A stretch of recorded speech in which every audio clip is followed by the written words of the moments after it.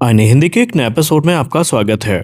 क्या चीन खुद पाकिस्तान को अपना सबसे आधुनिक स्टेल्थ फाइटर J-35 देने से हिचक रहा है? क्या इसकी वजह सिर्फ उत्पादन की कमी है या इसके पीछे कोई बहुत बड़ा रणनीतिक खेल चल रहा है? और अगर चीन वास्तव में पाकिस्तान को J-35 की डिलीवरी टाल देता है तो भारत और भारतीय वायुसेना को इससे कितना बड़ा फायदा हो सकता है?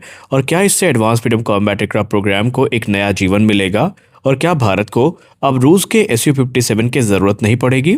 आज के इस वीडियो में हम इन्हीं सारे सवालों का जवाब विस्तार से ढूंढेंगे और आपको बताएंगे कि क्या असलियत है और क्या चीज़ें हो सकती हैं। तो बने रहिए वीडियो के अंत तक। पहले हम समझते हैं कि J-35 और इससे जुड़ा मामला क्या है। यहाँ पर हम J-35 के बारे में बात करें तो इस समय इसकी चर्चा काफ़ी ज़्यादा चल रही है। J-35 चीन का एक नया 5वीं पीढ़ी का स्टेल्थ फाइटर एयरक्राफ्ट है।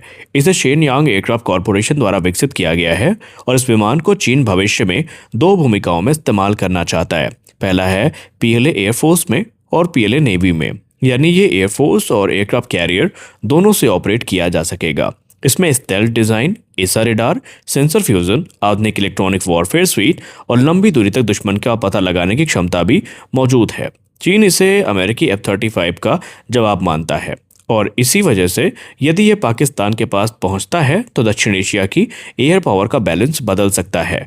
अब पाकिस्तान को J-35 मिलने की खबरों का क्या सच्चाई है, इनमें रियलिटी क्या है? और क्योंकि अगर हम पाकिस्तानी मीडिया की बात माने तो पिछले कुछ महीनों से पाकिस्तानी मीडिया में ये मल्टीपल रिपोर्ट्स में दावा किया गया कि पाकिस्तान को तकरीबन 40 J-35A विमान जो हैं ये चीन से मिलने वाले हैं और बाकायदा पाकिस्तानी पायलट्स इस पर ट्रेनिंग भी प्राप्त कर रहे हैं। और ये खबर जब से आई तो इंडियन मीडिया में, इंडियन डिफेंस गलियारे में हड़कंप मचना तो निश्चित था। J-35AE की बात करें तो ये एक्सपोर्ट वेरिएंट माना जा रहा है। कई रिपोर्टों में यह भी कहा गया कि शेनयांग ने अपनी उत्पादन क्षमता बढ़ानी शुरू कर दी है लेकिन केवल उत्पादन क्षमता बढ़ जाना यह साबित नहीं करता कि चीन तुरंत निर्यात शुरू कर देगा और यहीं से पूरी कहानी बदल जाती है। चीन आखिरकार देरी क्यों कर सकता है? अब आते हैं सबसे महत्वपूर्ण हिस्से पर।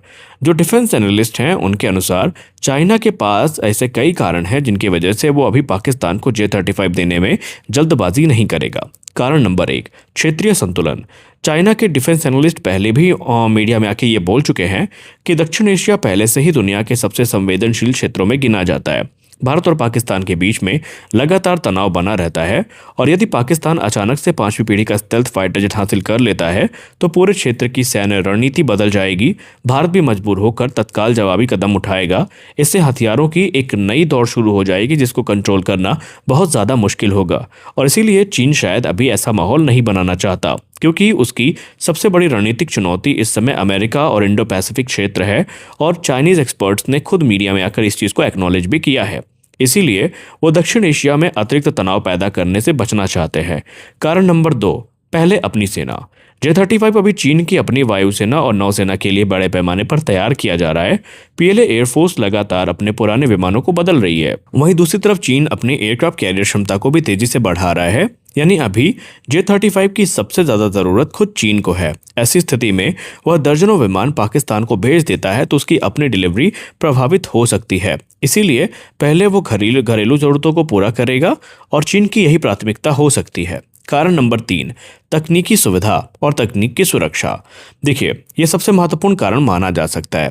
J-35 की सबसे आधुनिक तकनीकें ये हैं कि उसमें बहुत सारी चीज़ें चीन के एडवांस प्रोग्राम से बोरो करी गई हैं। इसमें स्टेल्थ डिज़ाइन, आधुनिक एसा radar, sensor fusion, mission computer, electronic warfare suit और लो ऑब्जर्वेबल कोटिंग है।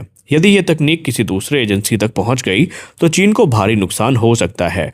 रक्षा विशेषज्ञों का मानना है कि चीन अपनी सबसे संवेदनशील तकनीक को बहुत सावधानी से साझा करता है, इसीलिए वो निर्यात में बिल्कुल भी जल्दबाजी नहीं करेगा। कुछ एक्सपर्ट्स ये भी मानते हैं कि जिस प्रकार ऑपरेशन सिंदूर के बाद और ईरान वाले मामले में पाकिस्तान और अमेरिका काफ़ी ज़्यादा एक दूसरे के साथ क्लोजली चीज़ों को समझ रहे थे, चीन को इस बात का भी डर है आज नहीं तो कल पाकिस्तान के थ्रू अमेरिका चाइनीज़ टेक्नोलॉजी का एक्सेस प्राप्त कर सकता है, तो इसे भी वो एक कारण मानते हैं। अब यहाँ पर भारत के लिए इसका क्या मतलब है, ये काफ़ी ज़रूरी है जानना।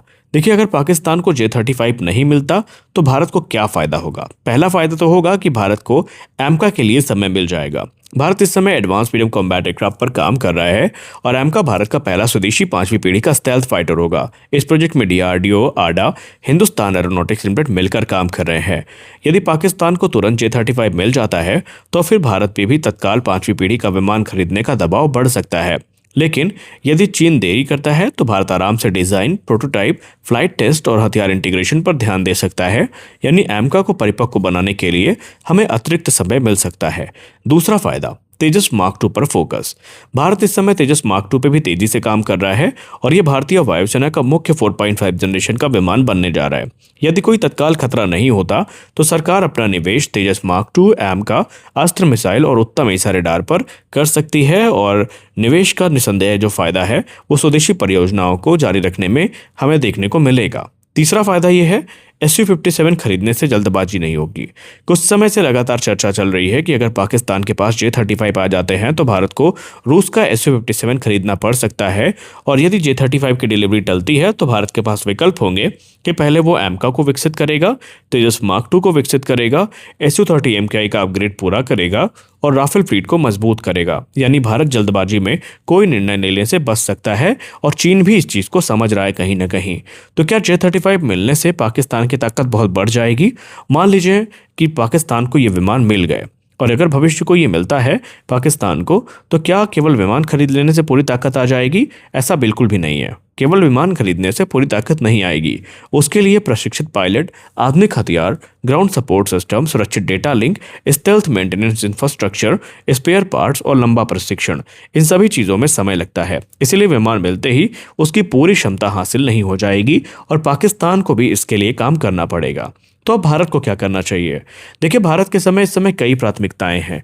एडवांस मीडियम कॉम्बैट एयरक्राफ्ट की समय पर प्रगति, तेजस मार्क 2 का जल्द उत्पादन, F414 इंजन की उपलब्धता और उत्तम एसा रडार का बड़े पैमाने पर उपयोग, अस्त्र मार्क 2 और अस्त्र मार्क 3 जैसी मिसाइलों का विकास और Su-30 MKI को सुपर सुखोई में अपग्रेड करना और राफेल फ्लीट की आधुनिकता पर काम करना। और यही कदम भारत में जो अभी आने वाले समय में भारत की ताकत है उसको बढ़ा सकते हैं और भारत की बढ़त को सुनिश्चित कर सकते हैं। तो कुल मिलाकर ये बताता है रिपोर्ट कि चीन फिलहाल पाकिस्तान को J-35 की तत्काल डिलीवरी करने में सावधानी बरत सकता है। इसके पीछे क्षेत्रीय संतुलन, अपनी सेना की प्राथमिकता और आधुनिक तकनीक की सुरक्षा जैसे कारण बताए जा रहे हैं। और यदि ऐसा होता है तो भारतीय वायुसेना को एडवांस मीडियम कॉम्बैट एयरक्राफ्ट, तेजस मार्क 2 और जो अन्य स्वदेशी कार्यक्रम है उनको मजबूत करने का एक महत्वपूर्ण अवसर मिल जाएगा। हालांकि अभी तक चीन या पाकिस्तान की ओर से J-35 की डिलीवरी को लेकर कोई पुष्टि नहीं हुई है और इस बात का भी कोई प्रमाण नहीं मिला कि पाकिस्तानी पायलट वाकई उनके विमान पर ट्रेनिंग प्राप्त कर रहे हैं या नहीं। लेकिन फिर भी एक्सपर्ट्स मानते हैं कि भारत को अपने वर्स्ट के सिनेरियो के लिए हमेशा तैयार रहना चाहिए। आपकी क्या राय है? क्या चीन वास्तव में पाकिस्तान को J-35 देने में देरी करेगा या भविष्य में यह सौदा तय समय पर पूरा हो जाएगा? और क्या भारत को एमका पर ही पूरा भरोसा करना चाहिए जब तक किसी विदेशी 5वीं पीढ़ी के लड़ाकू विमान की जरूरत नहीं महसूस होती? आप अपनी राय हमें जरूर बताएं। मिलते हैं अगले वीडियो में, तब तक के लिए जय हिंद।